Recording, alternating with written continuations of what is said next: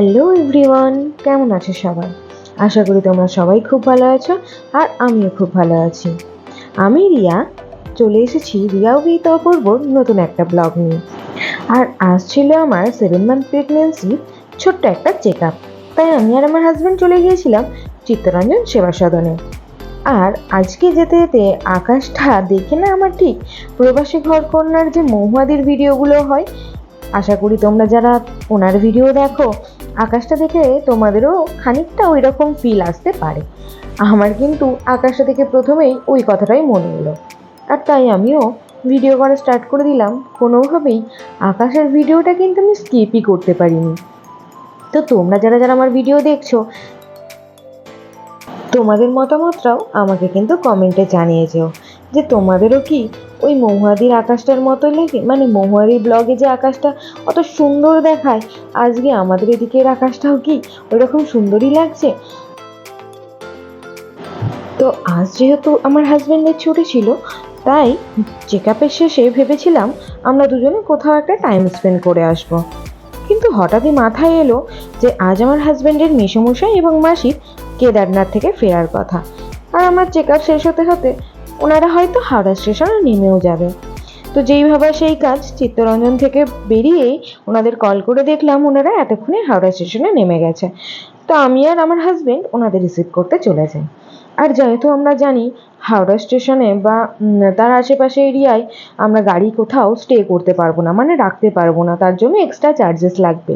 তাই আমরা আর গাড়ি রাখার চিন্তাভাবনা নিইনি, ওনাদের ফোন করে একটা জায়গায় দাঁড়াতে বলেছি। আর ওখানে ঢোকা মাত্র আমরা দুজনে চমন করে ওনাদের খুঁজছিলাম যাতে আমাদের এক্সট্রা চার্জটা দিতে না হয়। আর সেই ধরুন স্টেশনের ভিডিও করা কিংবা ওনাদের রিসিভ করার ভিডিওটা আমি করতেই ভুলে গিয়েছিলাম। তো যাই হোক, ওনাদের ভালোভাবে রিসিভ করে বাড়িতে এসে একটু রেস্ট নিয়ে আমরা কিন্তু আবারও বেরিয়ে গিয়েছিলাম। আর বিশ্বাস করো, আমার বর মানুষটা ভীষণই ভালো।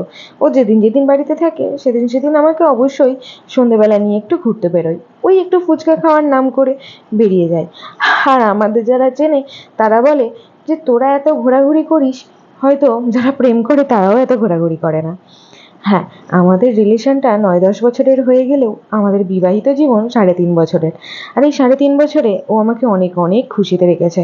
মানে যেরকমটা যখন যেটা চায় তখন ও আমার সাথে ঠিক সেই জিনিসটা বলার আগেই করে দেয়। যাই হোক, আমরা ফুচকা টুচকা খেয়ে দিয়ে রাত্রেবেলা একটু মনে হলো কি একটা সিনেমা দেখবো। তো যেই ভাবা সেই কাজ, বাড়িতে গিয়ে চলে গিয়েছিলাম ছাদে মুভি দেখার জন্য। আর আজকের সিনেমাটা চালিয়েছিলাম উত্তম কুমারের মৌচাক।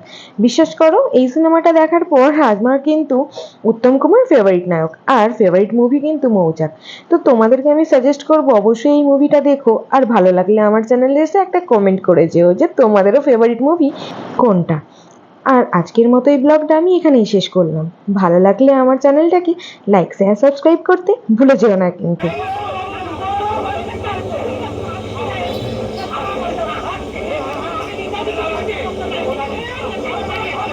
কি হলো ভাই, কি কিসের জন্য ধরেছে? কি ব্যাপার, তো মেরে ফেলছে।